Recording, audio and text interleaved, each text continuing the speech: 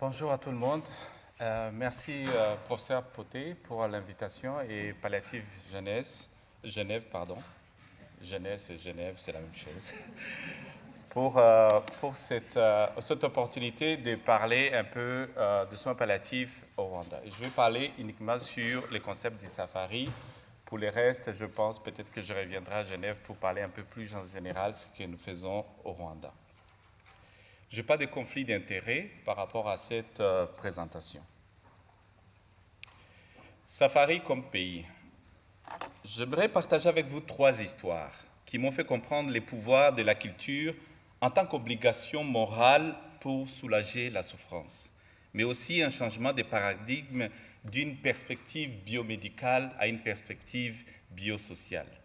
Mais bien sûr, écouter, raconter et apprendre des histoires peuvent nous surprendre dans nos choix avant de corriger nos attitudes et enfin de redonner vie à notre humanité. 3 histoires, 3 personnes, 3 vies, 3 souffrances, mais aussi 3 différentes approches dans notre expérience. Après le génocide contre les Tutsis, mon rêve était de devenir pilote, peut-être pour échapper à une certaine réalité du pays. Je partageais ces rêves avec mon père et j'ai dit, voilà papa, j'aimerais faire le pilotage. Et mon père m'a dit, Christian, pourrais-tu aller à l'université du Rwanda pour faire une année dans la faculté de médecine? Et une fois mon entreprise sera sur pied, je t'enverrai dans une école de pilotage, soit au Kenya ou en Ouganda. Et jusqu'à ce jour, j'attends toujours.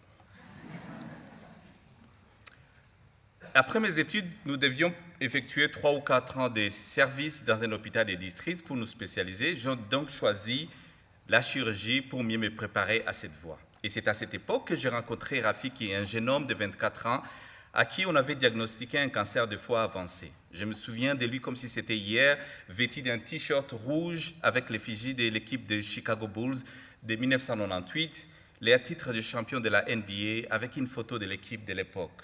Michael Jordan, Scottie Pippen, Steve Kerr et les autres. Il portait aussi un pantalon noir et était assis sur un lit simple avec des draps blancs et une petite couverture noire. Je me souviens encore de sa douleur physique si particulière car elle était différente de toutes celles que j'avais traitées. Elle était mêlée à une profonde souffrance. Je me souviens aussi de ses larmes, de ses cris, mais aussi de sa famille qui n'a pas pu supporter sa souffrance, mais qui quand même est resté dans la pièce malgré tout. Rafik avait été transféré dans un hôpital universitaire vers un établissement proche de son village qui était notre hôpital. Son cancer avait été à un stade avancé et à cette époque au Rwanda, aucun traitement contre les cancers n'était disponible. Les patients devraient se rendre au Kenya ou en Ouganda, mais la famille de Rafiki n'avait pas le moyen de se déplacer. Son médicament indiquait que Rafiki avait reçu une dose de Demerol, mépéridine 24 heures auparavant, et que d'autres analgésiques comme le tramadol, la codéine, n'avaient pas obtenu l'effet escompté. J'étais bien sûr terrifié à l'idée même de prononcer les mots morphine. Pour beaucoup d'entre nous, elle était comme la Joconde, la Mona Lisa des opiacés, tellement belle à voir, mais enfermée dans une armoire à double tour au bloc opératoire, intouchable et impossible à prescrire. Il y avait aussi ces mythes omniprésents selon lesquels la morphine accélérait la mort. Et bien sûr, la peur de la prison suivait les pas. J'ai donc refusé de prescrire une autre dose de mépéridine et j'ai plutôt écrit dans son dossier « Continuer les traitements en cours ». Mais qu'est-ce que cela veut dire vraiment? Alors j'ai quitté la pièce, sa mère s'est précipitée vers moi et tombée à genoux. Elle m'a supplié de donner à son fils quelque chose qui lui permettrait de dormir et de ne jamais se réveiller. Autrement dit, elle me demandait de lui donner la mort. Je l'ai gentiment aidé à se relever. Elle est partie en larmes, comprenant que je ne ferais pas grand-chose de plus. La peur avait pris les dessus sur la dignité et l'humanité. Elle avait aussi choisi une zone de confort plutôt que l'esprit d'Ubuntu. En rentrant chez moi, je n'ai cessé de penser à Rafiki et à sa maman et j'éprouvais un double sentiment d'échec. J'échouais en tant que médecin parce que je n'avais pas fait ce qu'il fallait faire pour soulager sa douleur, mais encore plus sa souffrance. J'ai encore échoué en tant que Rwandais parce que dans notre culture, lorsqu'un aîné s'agenouille devant un jeune, c'est le signe d'un profond échec culturel. Alors je me suis posé 3 questions. Pourquoi ai-je passé tant d'années à la faculté de médecine si mon rôle était d'être témoin de la vulnérabilité et de la souffrance? Pourquoi porter une blouse blanche, porter un stéthoscope et parcourir des kilomètres dans un corridor et être appelé docteur si je ne peux vraiment pas aider ceux qui en souffrent? Et pourquoi j'ai l'impression que ma pratique de la médecine avait perdu son âme? Ou peut-être n'en avait-elle jamais eu?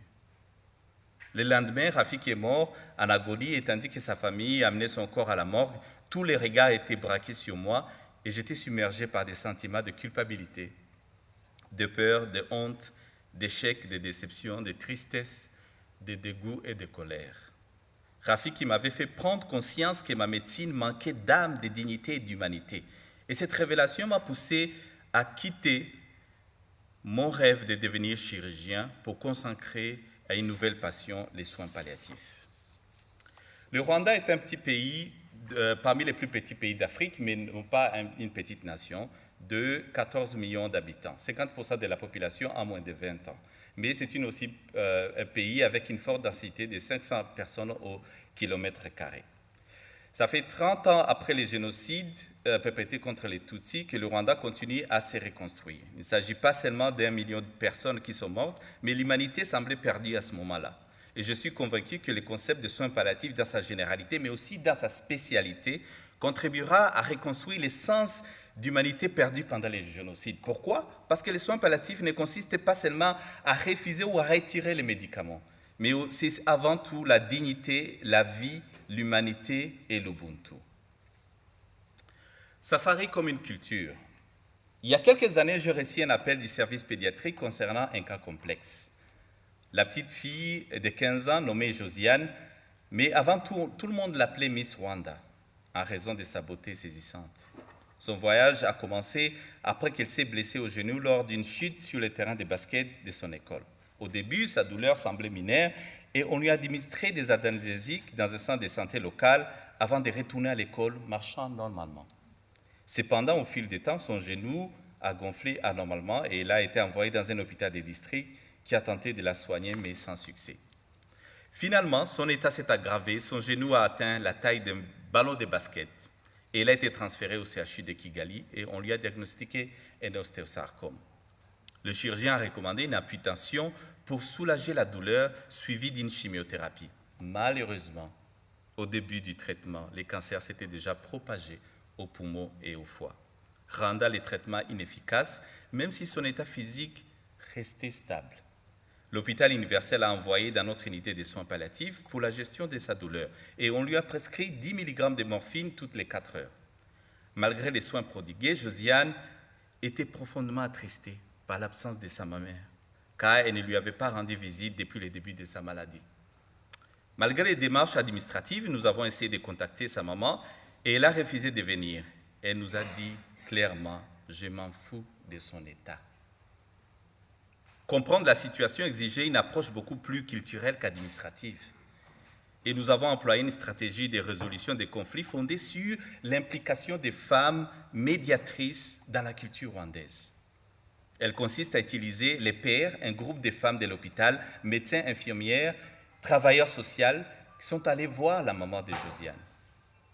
Et c'est à ce moment-là que nous avons compris une autre histoire. Cette femme, elle a perdu son premier mari et ses 3 enfants lors du génocide perpétré contre les Tutsis en 1994. 6 ans après, elle s'est remariée. Elle a eu 3 enfants, dont Josiane était l'aînée. Malheureusement, son second mari était un alcoolique violent qui l'a maltraitée, battait presque toutes les nuits pendant 10 ans avant de mourir d'une cirrhose. Elle s'est encore remariée pour une 3e fois, mais n'a pas eu d'autres enfants à cause de son mari.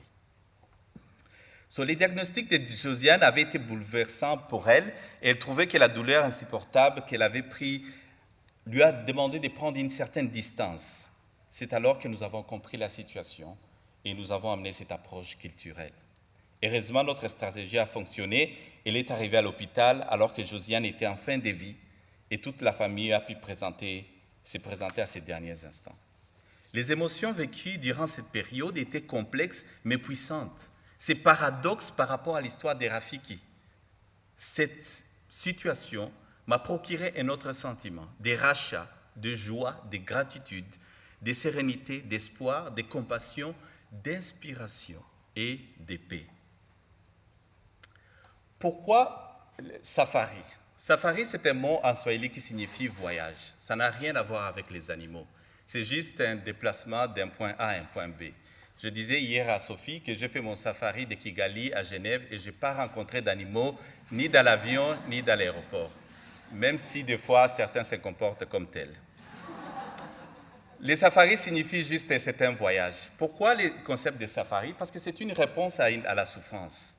Parce que les membres des familles étaient exclus du processus décisionnel. La communication avec les membres des familles s'est révélée trop difficile. On les appelait les compliqués de l'hôpital.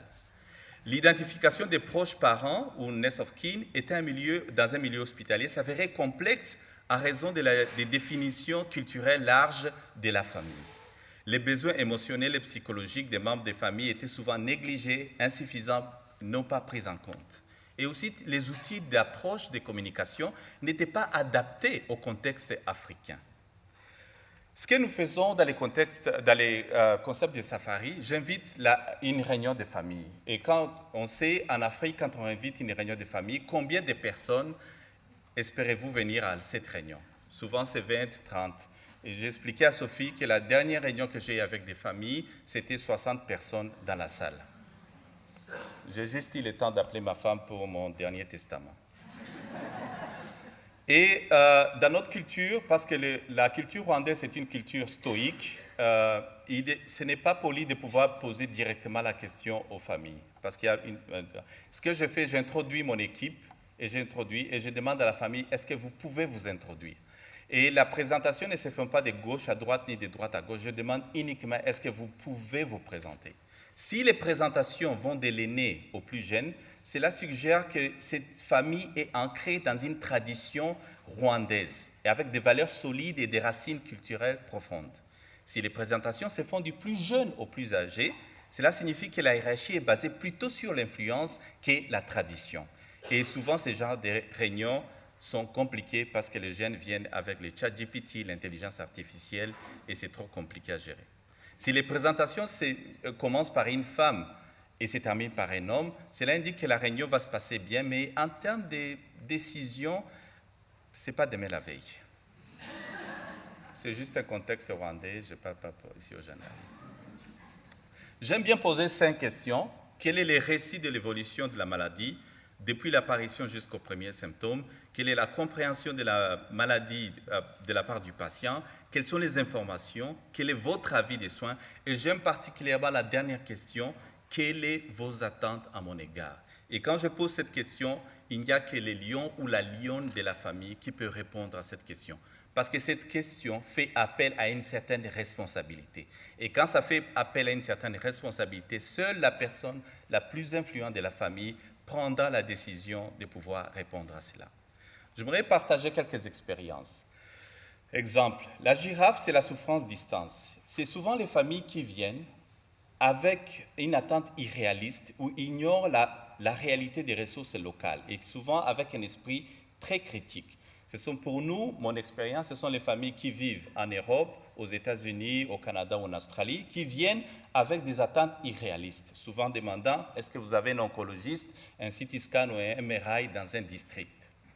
L'interprétation, c'est que la girafe exprime souvent une méfiance vis-à-vis des personnels soignants comparant par rapport à la réalité qu'ils vivent ici. Ce que nous faisons, et ce que j'enseigne à mes étudiants à la faculté de médecine, il est plus difficile d'aller plus haut qu'une girafe. Le mieux, c'est de la confiance avec l'humilité comme meilleure réponse. Et chaque comportement des familles n'est pas une agression personnelle, mais c'est une interprétation de la souffrance familiale vis-à-vis de la personne connectée qui est en train de mourir. L'hyène, c'est la souffrance des conflits. C'est quand les familles exportent des conflits de la maison vers l'hôpital. Et souvent, j'enseigne à mes personnels soignants de faire très attention parce qu'on peut se retrouver piégé dans ce genre de conflit. Et pour nous, l'interprétation des liens, c'est souvent des sentiments antagonistes. C'est soit les patients qui est vraiment la source du conflit, mais aussi la source des liens entre les membres des familles. Les familles ont besoin de reproduire les mêmes conflits à l'hôpital pour créer un semblant d'illusion que tout va bien, que rien n'a changé malgré les difficultés que les patients pensent. Et pour nous, la prise en charge, c'est vraiment travailler avec la personne la plus influente de la famille. La tortille, ce sont les familles qui viennent avec une conception de la guérison, des miracles, des philosophies, des promesses religieuses. Et il y a souvent ces dénis de la maladie, parce que les familles créent une certaine carapace par rapport à la communication avec les soignants. Pour nous, l'interprétation, c'est que les familles expriment un sentiment de seconde chance. Et il y a quelque chose qui est laissé derrière, il y a un travail inachevé. Notre expérience au Rwanda, c'est souvent les familles qui viennent d'avoir une carte verte pour déménager, soit en Europe ou aux États-Unis, ou qui viennent d'avoir une promotion de travail. Les familles sont convaincues que cette personne ne peut pas mourir avant de pouvoir achever son travail. Et ce que nous faisons dans la prise en charge, c'est vraiment choisir nos mots avec soin pour communiquer efficacement. Hier, j'ai partagé cette expérience, ce que j'enseigne à mes étudiants, parce que le Rwanda est à 95% catholique romain, et que quand il y a des familles qui se trouvent, qui ont cette souffrance de la tortue, ce que nous faisons, j'enseigne à mes étudiants à lever la blouse blanche, retirer le stéthoscope, prendre une chaise et se mettre à côté du malade. Si c'est une famille chrétienne, au lieu de se présenter et dire « je m'appelle Christian » et tous les blablabla, moi je préfère dire « gloire à Dieu ». Et quand je prescris, je dis « Amen ». Si c'est une famille musulmane, je dis « Salam alaikum ». Et quand je prescris, je dis « Inch'Allah ». Si c'est une famille traditionnelle rwandaise, j'utilise les mots traditionnels vis-à-vis du patient. Parce que c'est en choisissant précisément nos mots que nous arrivons à une communication efficiente. La famille porc-épic, c'est la famille où les familles viennent avec un comportement entre les passés. Il y a un vase communicant entre les présents et les passés. Il y a un cas où une patiente qui souffrait d'un cancer du sein est venue à l'hôpital. Elle était survivante du génocide et pendant le génocide, elle s'est mise sous les corps et elle s'est couverte du sang des corps des défunts pour arriver à ne pas être tuée. Elle était convaincue que c'est ce sang qui était la base de son cancer du sein. Nous avons dû expliquer, mais ça ne marche pas. Et nous avons compris qu'il y a un vase communicant entre le passé et le présent. Ce que nous avons fait, nous avons formé toute la famille, et c'est ça cette prise en charge quand nous avons cette souffrance porc-épic. C'est une souffrance qui est hantise, il y a cette hantise du passé par rapport au présent. C'est de former totalement toute la famille, afin que la famille devienne un appui psychologique, parce que nous ne pouvons pas trouver les psychologues pour chaque patient. Je n'ai pas le temps de vous parler du buffle d'Afrique, la souffrance colérique ou les familles qui viennent avec une violence verbale et aussi physique. La souffrance émotionnelle, l'éléphant où les familles expriment toute une émotion et ne peuvent pas aller jusqu'à la prise en charge. La souffrance intégrée, l'hippopotame où les familles reçoivent la chimiothérapie, la radiothérapie le matin et aussi vont chez les praticiens l'après-midi. La souffrance serpent ou le bouc émissaire où les familles viennent pendant la réunion, sont très gentilles, écoutent attentivement, mais à peine sortis du bureau, vous avez les coups de fil du ministère de la Santé et aussi de la police. La souffrance de l'autriche, c'est la souffrance de l'évitement où les familles évitent toute forme de discussion, de conversation difficile. Et la souffrance caméléon où les familles sont à l'affût de chaque information pour soigner leurs patients. Donc pour moi, la souffrance, en utilisant cet indicateur, la souffrance de l'hyène, la souffrance de l'hippopotame, la souffrance du chimpanzé, la souffrance de la tortue, ce sont des indicateurs qui parlent pour moi, peut-être pas à Genève, mais qui parlent pour moi. Parce qu'il est beaucoup plus facile pour moi de pouvoir utiliser cet outil de communication au lieu d'utiliser les LDASCPERI, qui est une ligne directive pour améliorer la communication de la souffrance dans les pays à faible revenu et intermédiaire. Mais bien sûr, il y a toujours un module 1, un module 2, un module 3, un module 4 qu'il faut travailler. Donc, pour ceux qui veulent apprendre plus, je pense qu'il y a des copies. Il faut voir Natacha. Il y a quelques copies qui sont disponibles ici pour ceux qui veulent connaître notre travail. Safari comme leçon apprise. Qu'est-ce que nous avons appris? Pour essayer de démocratiser les soins palliatifs, nous avons travaillé avec des artistes pour développer une compréhension des soins palliatifs du point de vue des artistes. Et ils ont été formés et ils ont produit pas mal d'art pour l'exhibition Parler des soins palliatifs. J'aime précisément beaucoup cette photo qui est au milieu, parce que c'est un photographe que nous avons formé en soins palliatifs qui a passé du temps avec les patients et les familles, et il est revenu avec cette photo que vous voyez au-dessus, et il a dit, dans la culture hospitalière, la maladie prime souvent sur l'être humain. Les médecins ont tendance à se concentrer sur la maladie avant de vraiment voir les patients, oubliant que c'est la personne qui la porte et non l'inverse.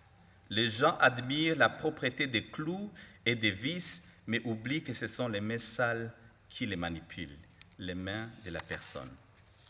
Je trouve ça très beau.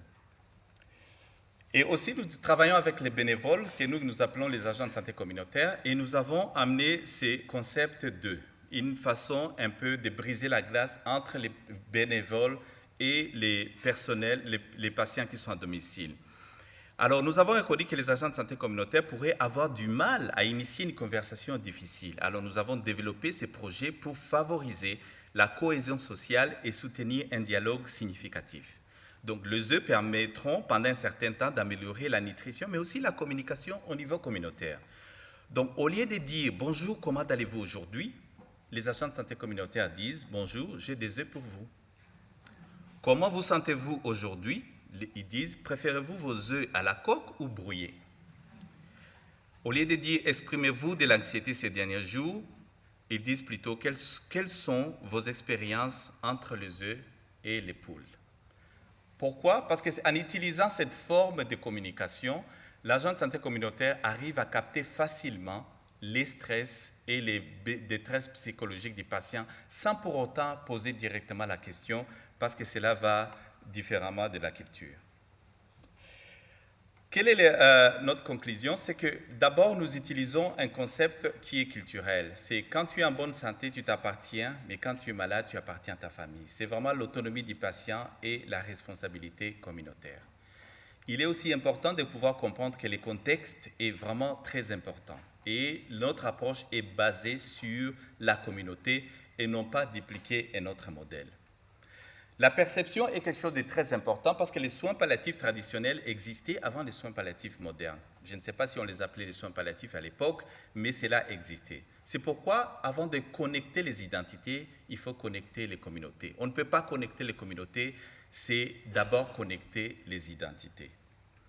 Il est aussi important de pouvoir comprendre qu'en utilisant les standards internationaux, on peut ça peut être une source d'injustice sociale en ne prenant pas en compte des éléments cruciaux et culturels du patient. Il y a des vérités multiples en soins palliatifs, il n'y a pas une seule vérité.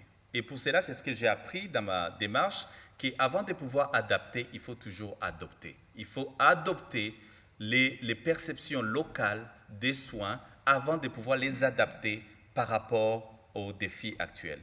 J'ai beaucoup d'amis qui me disent, on a beaucoup de matériaux, est-ce que tu peux les adapter? Mais je dis, avant de pouvoir les adapter, j'ai besoin d'abord de les adopter. Il faut que les perceptions locales puissent adhérer à ces matériaux avant de pouvoir les adapter. La terminologie est aussi importante, et ce que je partageais avec Elvira hier, c'est que chez nous, en Kinyarwanda, le mot fin de vie n'a pas de sens. Pour nous, c'est plutôt la vie jusqu'au bout. Il y a un mot que j'ai beaucoup écouté pendant ces 2 jours, c'est le mot accompagner, qui est vraiment francophile, mais qui n'est pas francophone. Pour nous, accompagner a un sens très négatif parce qu'on ne peut pas accompagner une personne vivante, on est plutôt vivant ou en présence avec cette personne. Par contre, elle a une connotation positive quand la personne elle est morte, parce que c'est à ce moment-là qu'on arrive à accompagner avec respect et tout le reste. Merci encore à Sophie pour m'avoir permis de venir, parce qu'il faut continuer à faire les plaidoyers. Et ça, c'est ce que j'ai appris d'un ami, que si vous n'avez pas de place à la table, vous êtes probablement partie du menu. Et vous êtes souvent le plan de résistance. J'utilise beaucoup aussi la philosophie des safaris, à l'opposé de la philosophie cartésienne qui dit « je pense donc je suis ». La philosophie Ubuntu dit « je suis parce que nous sommes ». C'est vraiment l'humanité envers les autres, parce que Ubuntu favorise la vie, la dignité, la compassion et l'humanité. Et j'aimerais terminer Safari comme un espoir. À Kigali, je fais beaucoup de travail à domicile et mes rôles les plus importants, c'est d'effectuer des visites à domicile avec une équipe qui comprend une infirmière, un travail social. Kigali est connue comme la ville des 1000 collines et chaque visite est un voyage à travers les paysages vallonnés. Un jour, un voisin nous a appelé, nous a dit qu'il avait besoin de notre aide. Nous sommes allés voir et nous avons trouvé Clémentine sur une colline à la périphérie de Kigali. Sa maison était une toute petite et d'une seule pièce, faite de terre argile. La porte faisait également office de fenêtre, sans eau, sans courant d'électricité. Clémentine avait 35 ans et avait reçu un diagnostic du VIH-Sida et des cancers du col de l'utérus à un stade avancé. Elle était fragile, très émanciée et trop faible pour que les médecins puissent poursuivre le traitement. Lorsque nous l'avons trouvée, elle était allongée sur une natte tissée en feuilles de bananier, recouverte simplement d'un simple tissu. L'air à l'intérieur de la maison était lourd d'une odeur d'infection flottant à cause de son état. Son mari, travaillant comme un aide-diacre, gagnait simplement 1 euro par jour, tandis que les voisins prenaient soin d'elle. C'est une scène de profonde souffrance avec tant de difficultés et de besoins non satisfaits. Nous nous sommes rapidement mis au travail, nous avons utilisé notre voiture, nous avons acheté un matelas, comme vous voyez, imperméable, des draps propres et une couverture. L'infirmière l'a nettoyé, l'a habillé, des vêtements propres. Nous avons ajusté son traitement pour inclure la morphine que vous voyez, la petite bouteille entre les jambes de l'infirmière. Pendant que nous la soignions, Clémentine pleurait en silence. Elle était tellement déshydratée qu'elle ne pouvait même pas produire des larmes. Quand son mari est rentré et nous a vu prendre soin d'elle, il a été profondément touché et nous a remerciés. Nous lui avons proposé de lui donner le 1 euro par jour qu'il gagnait et qu'il puisse rester à la maison et s'occuper d'elle. Il a fondu en larmes et s'est assis à côté de Clémentine, lui tenant la main. À cet instant, en regardant ces couples, j'étais submergé par la fatigue, les chagrins, la colère et l'émotion. Je me suis agenouillé et j'ai pris mon carnet et j'ai écrit « Nu mais pas honteux ».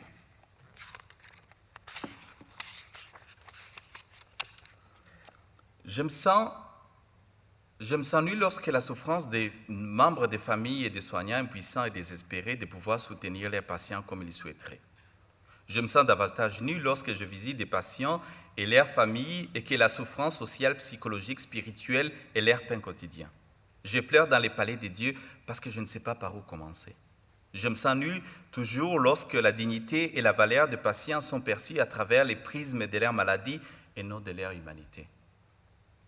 Je me sens nu quand l'accès à un bon traitement dépend de la catégorie géographique à laquelle appartient le pays de la map monde. Je me sens désespérément nu lorsque l'inégalité, l'injustice sociale et la culture excessive du moi me mettent à nu, lorsqu'elle emporte sur les liens entre les personnes et la culture. Je me sens nu lorsque des personnes s'engagent à publier des données provenant des pays en développement, mais ne se montrent pas désireuses de soutenir ces pays. Je me sens nu lorsque des collègues des pays développés prétendent que « Ah, Christian, ce que tu fais, ce n'est pas vraiment de soins palliatifs », parce qu'ils se concentrent uniquement sur les comparaisons et non sur la réalité des efforts de compassion pour soutenir les patients et les familles à ressources limitées. Je me sens nu lorsque je lis des expressions de gratitude, de satisfaction, d'espoir, de vie dans les yeux de mes patients et de leurs familles, simplement parce que nous sommes là. Mais je ne suis pas honteux, pas du tout. Parce que nous ne sommes pas redevables à la haine, à la culpabilité, à la peur, à la mort et à la stigmatisation, mais plutôt à la vie, à l'espoir, à la dignité et à l'Ubuntu. Pour moi, les soins palliatifs ne sauraient se réduire à des définitions figées. Ils doivent être appréhendés à partir des expériences vécues et il existe une pluralité de vérités. Les systèmes de santé doivent être ethnocentriques, qui évaluer d'autres à l'aune d'une seule culture peuvent, sans le vouloir, nuire aux patients et aux familles. Honorer la diversité des langues, des croyances et des rituels, reconnaître que la prise en charge dépasse la seule dimension technique, c'est ainsi qu'elle deviendra profondément humaine. Il ne faut pas présumer, mais essayer de savoir ce qui importe. Et pour moi, l'approche Ubuntu ne consiste pas à choisir entre la médecine dite occidentale et les pratiques traditionnelles, mais plutôt elle vise à concevoir des soins qui reconnaissent la complexité et la diversité des personnes. Ainsi, les patients peuvent se sentir chez eux. Parce que la façon dont un patient meurt peut refléter comment une société vit. Parce que, mesdames et messieurs, en fin de compte, c'est les patients qui est au centre, c'est lui qui compte vraiment. Et non simplement en tant qu'individu, mais aussi en tant que reflet de notre humanité commune. Quand nous osons vivre dans l'esprit d'Ubuntu, nous osons rester humains. Et c'est dans ce courage que la mort elle-même ne devient pas une défaite, mais un moment d'accomplissement pour nos patients, pour nos familles et pour nous, permettant à la vie de suivre son cours avec grâce et sens. Comme disait Notaire Inconnu, ce ne sont pas les vivants qui ferment les yeux des mourants, mais ce sont les mourants qui ouvrent les yeux des vivants. Merci beaucoup.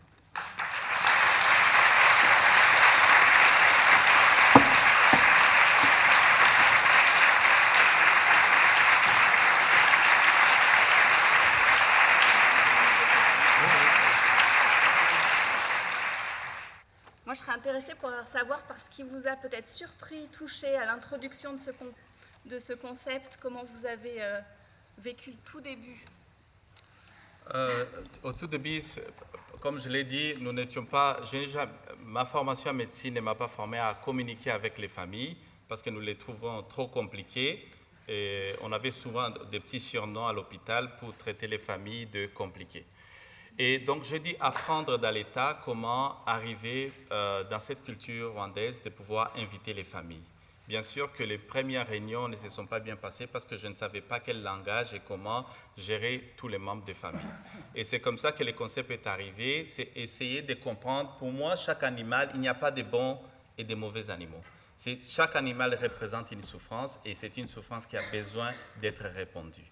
Et pour moi, c'était beaucoup plus facile d'utiliser des animaux qui sont faciles dans notre langage que d'emprunter d'autres. Par exemple, je n'utilise pas les pandas ou le raton laveur. J'étais en France et quelqu'un m'a dit qu'en France, quand on dit quelqu'un c'est un blaireau, ce n'est pas une bonne chose. Donc moi, je ne savais pas ça. Nous n'avons pas de blaireaux en Afrique, donc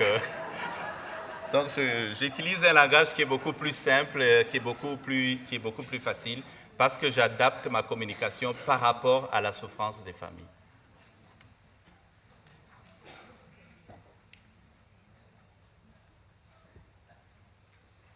Je vous remercie pour ce magnifique témoignage et puis cette facette différente sur les soins palliatifs est tellement riche.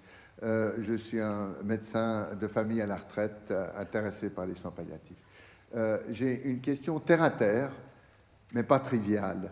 Est-ce que vous pouvez nous donner en un ou deux mots une indication sur le financement des soins palliatifs au Rwanda? Merci. Merci beaucoup.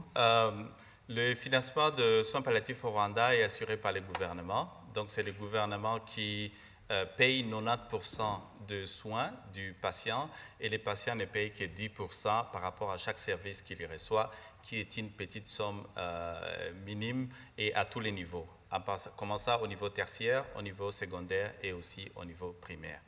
Mais comme je l'ai dit, je n'ai pas eu le temps de tout présenter aujourd'hui, ce n'était uniquement sur le concept des safaris, mais c'est comme ça que cela se passe. Et chaque Rwandais contribue à peu près 7 € par an pour avoir accès à tous les services de soins, en commençant au niveau primaire jusqu'au niveau tertiaire. Merci.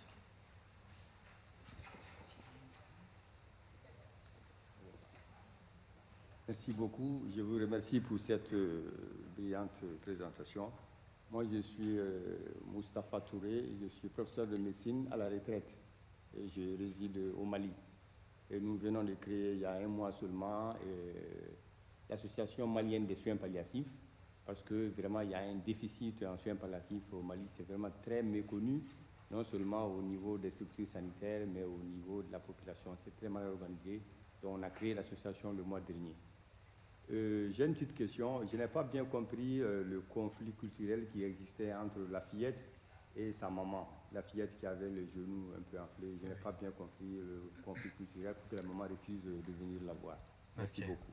Merci beaucoup, professeur. Il n'y avait pas de conflit, c'est juste que la maman a été submergée par tant de souffrances. Comme je l'ai dit, elle a perdu son premier mari pendant le génocide perpétré contre les Tutsis en 1994, avec 3 enfants. Elle s'est remariée pour la deuxième fois. Elle a eu 3 enfants, dont la fillette était l'aînée. Et après quelques années, donc quand elle a eu 15 ans, on a découvert qu'elle avait un ostéosarcome. Et son second mari la battait, la maltraitait pendant 10 ans et il est mort d'une cirrhose. Donc, elle s'est remariée pour la 3e fois. Pour moi, cette résilience, j'ai beaucoup causé avec elle, cette résilience m'a beaucoup touché de pouvoir toujours espérer quelque chose de bon malgré toutes les difficultés qu'elle a passées. Et c'est quand on lui a annoncé les diagnostics qu'elle a trouvé que c'était la goutte d'eau parmi toutes les souffrances qu'elle a survécues, qu'elle ne pouvait plus arriver à supporter. Et pour nous, l'administration avait échoué parce que nous avons tout essayé. On a même utilisé le standard officiel, l'administration. On a même fait des menaces au niveau du point de vue financier. Mais elle a dit qu'elle s'en foutait complètement. Mais c'est quand on a utilisé cette approche socio-culturelle qu'elle est venue finalement à un moment vraiment très pertinent. Et donc, il n'y avait pas de conflit à ce niveau. Merci. Oh, merci.